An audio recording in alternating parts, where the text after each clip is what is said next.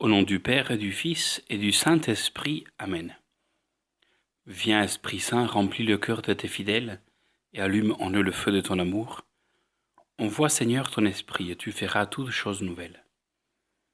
Ô Dieu qui as enseigné le cœur de tes fidèles, par la lumière du Saint-Esprit, donne-nous, par ce même Esprit, d'avoir le goût de ce qui est droit et grâce à son réconfort, d'être toujours dans la joie. Par Jésus le Christ, notre Seigneur. Amen.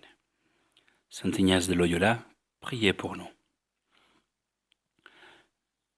Nous allons accompagner le Seigneur de Gethsémani au Golgotha. Faisons là toujours la même prière préparatoire. Que toutes mes intentions, actions et opérations soient ordonnées pour la gloire de Dieu. Le premier prélude, l'histoire, nous le trouvons dans les évangiles. On peut prendre le chapitre 14 et 15 de l'évangile de Saint Marc. Rappelons-nous, Jésus livré par le traître Judas, abandonné de ses disciples, chargé des liens par les soldats, traîné du tribunal de Caïphe à celui de Pilate, puis à celui d'Hérode, puis renvoyé devant le gouverneur romain, cruellement flagellé par ses ordres, couronné d'épines, enfin chargé de sa croix et conduit au calvaire. Contemplez-le, faisant le sacrifice de sa liberté. Il fait le sacrifice de ses amis, de sa réputation, de son honneur, de son propre corps. Dans chacun de ces sacrifices, considérez-le toujours comme victime et comme modèle. À la fin de ce chemin, les soldats attachèrent Jésus à la croix et le crucifièrent avec lui 2 voleurs. Ainsi s'accomplit la parole de l'Écriture, il a été mis au nombre des scélérats. Au cours de cette contemplation, faisons les 3 considérations suivantes. Combien Jésus souffre en son humanité. Combien sa divinité se cache et laisse tout pouvoir à ses ennemis, au lieu de les frapper et de les anéantir. Comment il endure ces affreux tourments pour vos propres péchés. Puisque une seule de vos fautes mortelles ne pouvait être effacée sans l'expiation du Rédempteur, vous êtes vraiment vous coupable de sa mort. Après tant de grâces reçues, vos fautes à vous sont bien plus graves que celles des milliers de pécheurs mal instruits de leur devoir. En conséquence, voyez ce que vous devez vous-même faire et souffrir pour Jésus. Dans le deuxième prélude, la composition de lieux, imaginez ces scènes de la Passion, le tribunal de Caïphe, celui de Pilate, le prétoire, le palais d'Hérode, le chemin du calvaire. Voyez sur la croix Jésus couronné d'épines, son expression de souffrance, le sang découlant de ses plaies. Au-dessus du calvaire, une multitude d'anges en extase. Et le Père éternel, dont il ravit plus que jamais les complaisances, puisqu'il réalise à cette heure son grand dessein, racheter l'humanité, en vue de pouvoir associer un jour à son bonheur infini des milliards d'élus. Ce sacrifice, il le fait pour nous. Quelle grâce à demander au cours de cette contemplation de la Passion. Demandez une vive contrition de vos péchés et un tendre amour de Jésus souffrant pour vous. Demandez la compassion, non seulement affective, mais effective. La grâce et l'honneur de souffrir comme Jésus, selon les dispositions de sa providence, qui tiendra compte de votre faiblesse. De souffrir pour Jésus, en vue de lui rendre amour pour amour. De souffrir avec Jésus, soutenu par lui, en union avec toutes ses intentions. Comme disait saint Ignace dans le numéro 203 du cahier des exercices, c'est la douleur avec Jésus-Christ dans la douleur. Le brisement de l'âme avec Jésus-Christ brisé dans son âme et dans son corps. Des larmes et le sentiment intérieur de tant de maux que Jésus-Christ a souffert pour moi. En définitive, demandez la grâce d'avoir les mêmes sentiments du Seigneur. Contemplons, je suis victime. Considérez ce que notre Seigneur souffre dans sa liberté. Et lui est ravi de la manière la plus injuste, la plus violente, la plus ignoble que puisse être. Il est saisi au milieu de ses disciples par les gardiens du temple. Il est enchaîné comme un vil malfaiteur.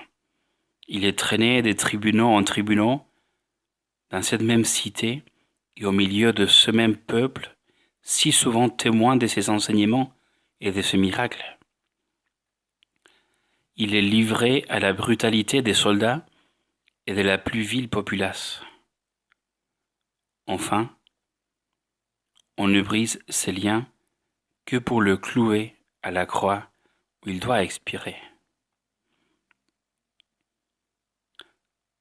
Considérez ce qu'il souffre de la part de ses amis.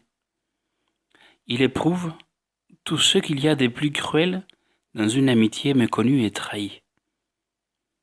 Tous les apôtres l'abandonnent. L'un d'eux le renie, jusqu'à 3 fois, à la voix d'une servante. Un autre le vend à ses ennemis pour 30 deniers. En quel temps ses amis mettent-ils son cœur à cette épreuve? C'est au moment le plus pénible où il y a le plus besoin de consolation. C'est là où il est abandonné.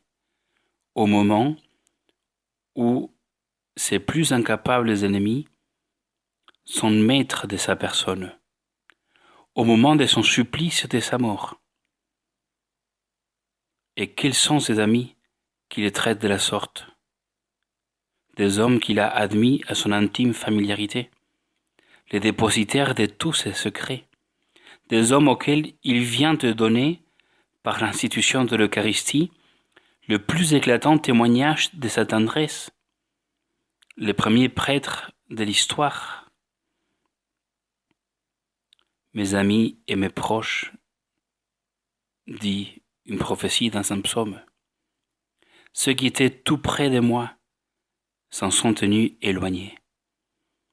Mon cœur s'est préparé à toutes sortes d'opprobre et de misère.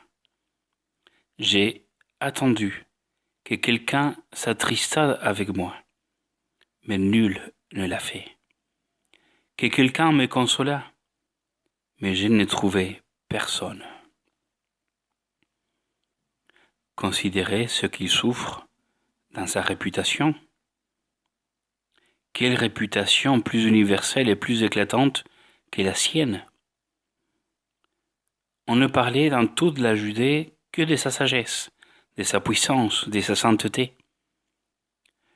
Maintenant, les hommes ne voient en lui qu'un ignorant, un stupide, qui ne sait pas répondre aux accusations les plus grossières et les plus faciles à réfuter. Qu'un imposteur qui a trompé le peuple par des prestiges et qui, avec toute sa puissance, ne peut se tirer des mains de ses ennemis. Qu'un séditieux et un impie digne du dernier supplice. Un imposteur qui s'est donné pour fils de Dieu et que Dieu se refuse à secourir. Oui, le Seigneur souffre dans sa réputation. Considérez ce qu'il souffre dans son honneur. Aucun genre d'insulte ne lui est épargné. Au tribunal de Caïphe, on le frappe au visage, comme coupable d'irrévérence à l'égard du grand prêtre.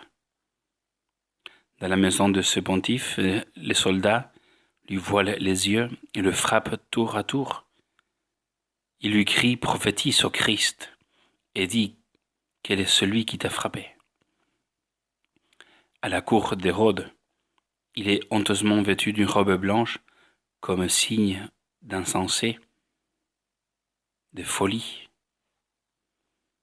Au tribunal de Pilate, il est mis en parallèle avec Barabbas, que le peuple lui préfère d'une voix unanime. Dans les prétoires, les soldats le couvrent de lambeaux de pourpre, le couronnent d'épines, lui mettent en main un roseau et se prosternent devant lui par dérision, en lui disant « Salut, roi des Juifs ». Considérez ce qu'il souffre dans son corps. Représentez-vous les scènes cruelles de la flagellation, du couronnement d'épines, du crucifiement. Contemplez le corps sacré du Sauveur, déchiré par les fouets. Son dos, ses flancs n'offrent plus à l'œil qu'une plaie sanglante. Isaïe l'avait bien dit, sans grâce, sans éclat pour attirer les regards, sans beauté pour plaire, méprisé, rebut d'humanité, homme des douleurs et familier de la souffrance. Il paraissait à nos yeux châtié, frappé des dieux et humilié. Sa tête est percée d'épines pénétrantes, ses épaules sont meurtries du poids accablant de la croix qu'il traîne jusqu'au calvaire. Enfin, ses pieds et ses mains sont cloués à la croix avec un horrible déchirement des nerfs. Tout son corps suspendu est comme soutenu par ses plaies. Demandez-vous à présent pourquoi toutes ces souffrances de votre Dieu, et dites avec le prophète, dans le sentiment d'une vive contrition, il a été transpercé pour nos péchés, broyé pour nos iniquités. Le châtiment qui nous sauve a pesé sur lui, et par ses plaies, nous sommes guéris. Pleurez surtout vos propres fautes, plus graves que celles des bourreaux dont le Sauveur dira « ils ne savent pas ce qu'ils font », plus graves que celles des milliers ou des millions de pécheurs mal instruits, moins comblés de grâce, donc moins aimés que vous.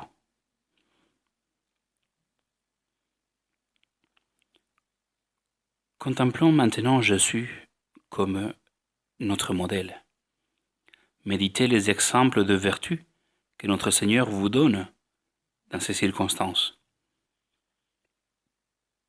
Dans la perte de sa liberté, il vous donne l'exemple d'une résignation parfaite à la volonté de son Père. Il connaissait d'avance les desseins de ses ennemis, puisqu'il les avait prédits à ses apôtres. Cependant, il ne veut s'y soustraire ni par un miracle, ni par la fuite. Il prévient les pharisiens et les soldats en allant lui-même au-devant d'eux. Il se livre volontairement entre leurs mains. Il se laisse enchaîner. Ensuite, conduire des tribunaux en tribunaux. Enfin cloué à la croix. Et cela sans opposer aucune résistance. Sans faire entendre une seule plainte. Apprenez, d'un si grand modèle, les caractères de l'obéissance parfaite aux volontés de Dieu, c'est-à-dire la docilité, la promptitude et la constance. Regardons le Seigneur, qui est notre modèle, quand ses amis l'abandonnent. Il vous donne l'exemple de la plus généreuse charité. À l'indifférence de ses disciples, il oppose une vive et tendre amitié. Il veille sur leurs périls, en oubliant les siens. Tandis qu'il se livre sans défense à ses plus cruels ennemis, il est contraint de respecter la liberté de ses apôtres. Comme dit quand on vient le chercher, je vous ai dit que c'est moi. Si c'est donc moi que vous cherchez, laissez aller ceci. Afin que cette parole qu'il avait dite fût accomplie, je n'ai perdu aucun de ce que vous m'avez donné. À l'égard de Pierre, qui le renie, il ne se permet pas même un reproche. Il ne répond à son parjure que par un regard plein de douceur et qui convertit à l'apôtre infidèle. Le Seigneur, s'étant retourné, regarda Pierre. Celui-ci, étant sorti dehors, pleura amèrement. À l'égard de Judas, il ne repousse point ses embrassements perfides et se contente de lui dire, moins pour le confondre que pour le convertir. Judas, est-ce ainsi que par un baiser, tu livres le Fils de l'homme? Regardons Jésus, notre modèle, dans la ruine de sa réputation. Il vous donne l'exemple d'un détachement parfait. Il lui était facile de confondre ses ennemis et de rétablir avec plus d'éclat que jamais la renommée de sa sagesse, de sa sainteté, de sa puissance. Il suffisait pour cela d'un prodige ou même de quelques paroles. Que fait Jésus? Il se refuse à lui-même ces miracles dont il était si prodigue pour les autres.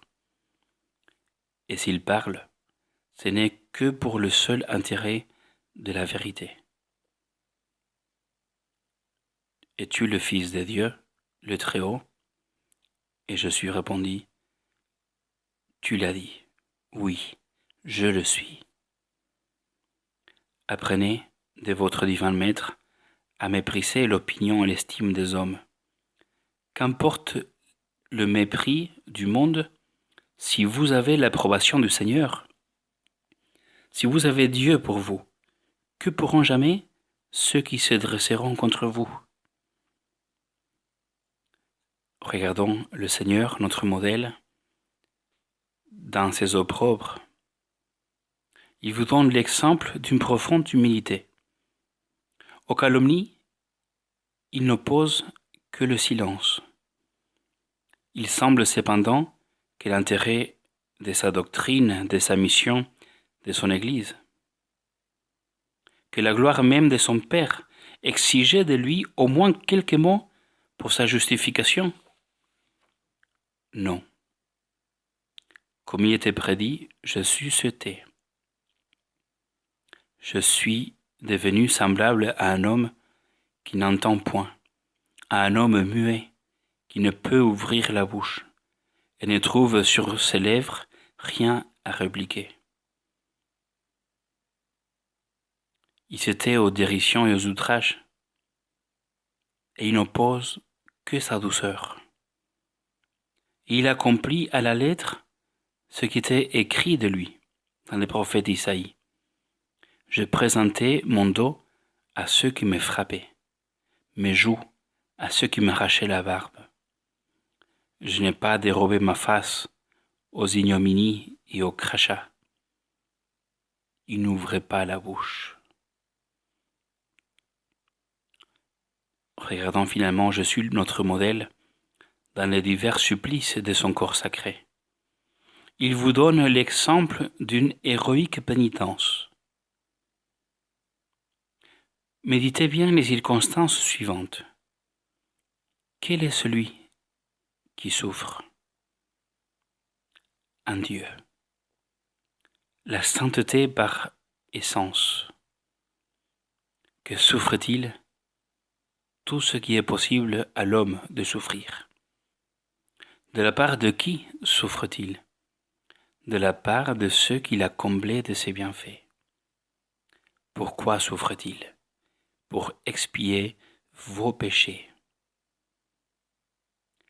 Comment souffre-t-il?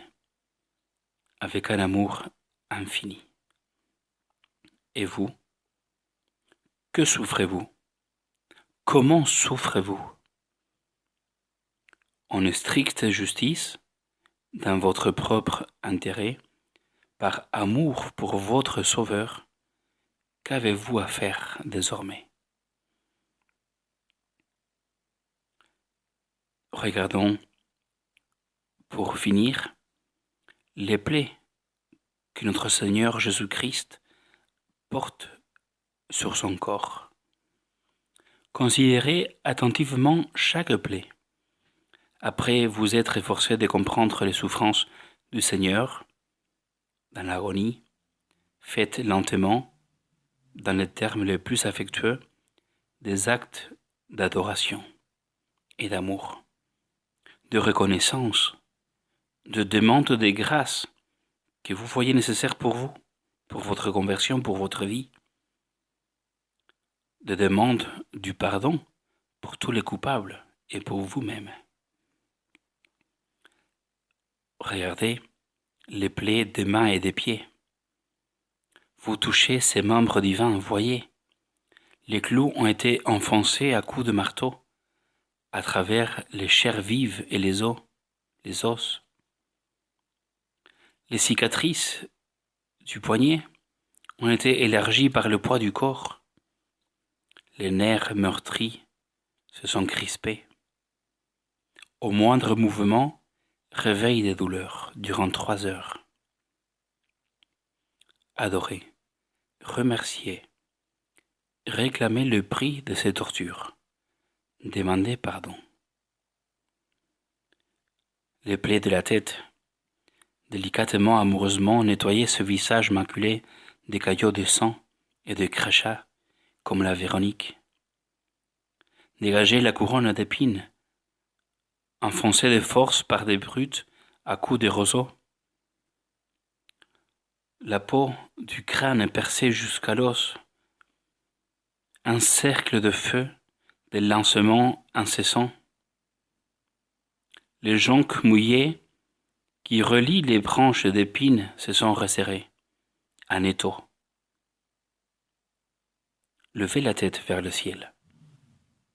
C'était heurté de la nuque l'arbre de la croix et avivé des douleurs. Adorez et aimez le Seigneur qui souffre pour vous. Regardez les plaies du dos et des flancs. Vous n'avez pas assisté à la flagellation. Il vous est facile de reconstituer la scène. Voyez les traces de fouet, des traînées bleuâtres, tuméfiées, terminées par des déchirures sanglantes. Évaluez le nombre des coups et leur violence. Les côtes à nu par endroits, cicatrices rouvertes lorsque le Sauveur fut dépouillé de sa tunique en arrivant au Golgotha. Les plaies des genoux, n'ayant pris aucune nourriture depuis la scène, épuisés par une nuit sans sommeil, par la flagellation, la perte de sang, par les émotions des heures terribles. Le bon maître, nous raconte le chemin des croix, est tombé par 3 fois. Voyez ses genoux. Pour le forcer à reprendre sa marche, coup de corde, coup de poing, coup de pied. Regardez cette plaie de l'épaule. Étancher le sang de ses épaules meurtries par le poids de la croix de nos péchés et par les heurts du chemin. Il a fallu demander à Simon de Cyrène à lui venir en aide. Regardez finalement la plaie du cœur, la plus profonde, la plus expressive. La lance du soldat est comme la flèche indicatrice qui signale en une gravure l'essentiel de la scène. Regardez-la. Oui, L'explication dernière de sa mission, de toute sa conduite et de sa mort librement acceptée, se trouve là. Il m'a aimé, moi, et il s'est livré pour moi. Sa Sainte Mère essaye de rapprocher ses lèvres de la plaie. Son émotion en cet instant est la vôtre. Cette poitrine, ce cœur doivent rester ouverts à tous. À vous, à moi, si coupables que nous soyons. Dans vos blessures, ô je suis, cachez-moi. Défendez-moi de la justice du Père. En ce brasier d'amour, purifie-moi, transforme-moi. Saint Paul de la Croix, priez au Seigneur crucifié. Ô mon très doux Jésus, les amours de mon âme et les délices de mon cœur, qui donc ne souffrirait pas volontiers des peines et des tourments pour votre amour, puisque vous, ô mon Dieu, vous avez tant souffert pour moi. Ô souffrance, qu'êtes-vous devenue? J'espère que vous demeurez dans mon cœur, car avec vous, je me consolerai et j'irai me reposer dans le cœur de mon Jésus crucifié. Ô tourment, pourquoi ne venez-vous pas à moi? Je vous attends, les bras ouverts, pour jouir de vous avec mon Jésus tourmenté. Ô mépris, pourquoi m'oubliez-vous? Moi qui ne vous oublie pas, moi qui vous aime tant et qui désire me voir en votre compagnie, abaissé avec mon Jésus humilié. Ô milliers de morts ignominieuses, comment n'êtes-vous pas mon partage, puisque je vous désire sans cesse pour faire de moi le sacrifice à mon très doux Jésus. Venez donc aux souffrances de toutes sortes que le monde renferme. Venez à moi car ma consolation est de souffrir pour Jésus. Ma joie est d'imiter mon Maître et de me consoler avec le Consolateur crucifié. Mon contentement, mes délices sont de vivre avec Jésus, de marcher à côté de Jésus, de converser avec Jésus, de souffrir avec lui et pour lui. Que personne n'ait compassion de moi, afin que ma croix soit nue et que je sois sans consolation avec mon Maître désolé, afin que je vive et que je meure sur la croix avec lui, dans sa compagnie, que je meure en souffrant dans son amour et que je meure pour lui. Amen. À la fin de votre contemplation, faites un colloque. Entretenez-vous avec le Maître bien-aimé. Excitez en vous ces divers sentiments, la haine du péché, l'admiration de la sagesse et de la bonté de Dieu, la confiance, l'amour, l'imitation du Sauveur, le zèle pour le salut des âmes. Concluez, si vous voulez, par cette prière. Je suis mon Sauveur et mon Rédempteur. Faites-moi cette grâce que je vous demande de tout mon cœur.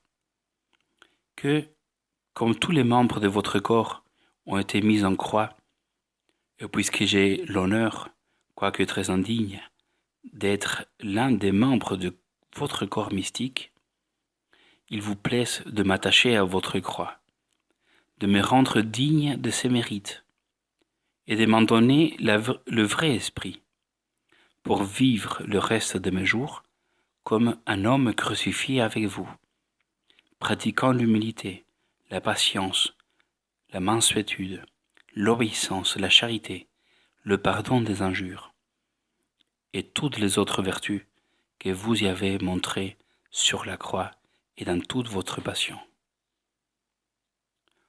Offrez-lui, au Seigneur, les résolutions que son cœur attend de votre cœur. suppliez filialement la très sainte Vierge de graver en votre cœur ces scènes qu'elle a méditées si souvent, de vous aider à changer de conduite, de vous amener à une entière générosité. Terminez, si vous voulez, par quelques strophes de cette prière, le Stabat Mater. Mère sainte, daigne imprimer les plaies de Jésus crucifié en mon cœur très fortement. Fais que mon âme soit de feu dans l'amour du Seigneur mon Dieu, que je lui plaise avec toi. Du Christ, fais-moi porter la mort, revivre le douloureux sort et les plaies au fond de moi. Au nom du Père et du Fils et du Saint-Esprit. Amen.